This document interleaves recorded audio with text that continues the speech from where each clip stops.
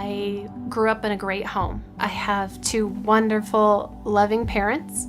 I had the opportunity to go to a Christian high school, and all of that didn't keep me away from walking away from God. In my 20s, in the college years, I walked away. I left God and I did my own thing. I followed my own path. It was a lot of partying. It was a lot of drinking. It was following my wants every day and what was fun. And I tried to find myself. And underneath it all, there was an emptiness.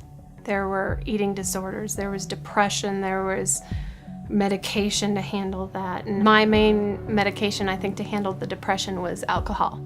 It covered up a lot of how I felt inside. I had friends and I partied and I worked and I did all these things and nothing was working for me, and I felt out of control and just so much anxiety. And so I began to try not to eat, and I'm not good at not eating. So I started bulimia, and I micromanaged that part of my life. A lot of it, was image and trying to be beautiful. That was a big part of it, but the main part of it is I felt like I needed control. I had no control. During those years, I bounced all over, and I tried crash diets in there too and different things, but the bulimia never did give me control. It made my life even more out of control. And I couldn't handle it. I was lost. And then it's like God called me back.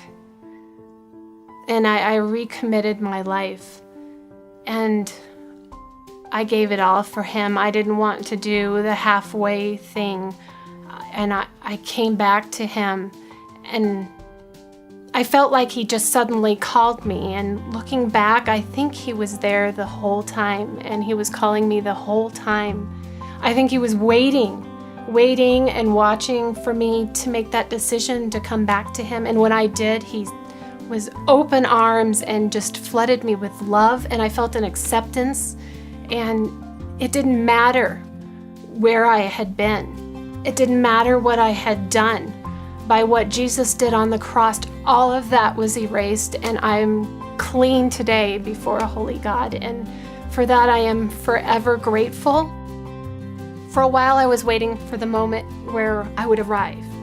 I thought, okay, so, I've been following Christ. I was waiting for the moment where I would be this good Christian and have it together, and I don't have it together.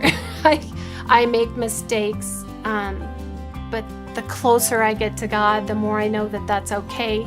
And it doesn't matter what I have done. It doesn't matter if I'm good or bad or how people perceive me, because He loves me. And He's working through me, and He's going to make my life what He wants it to be. My life now is totally different than it was before. If you knew me back then and you saw me now, the change is amazing. My life of what it was is gone, and my life today is filled with a joy that He is my Savior and He loves me, and it's not about me. It's about Him. I just love my Jesus, and I wouldn't trade this life for anything. My name is Shelley, and my life is a transformed life. Period.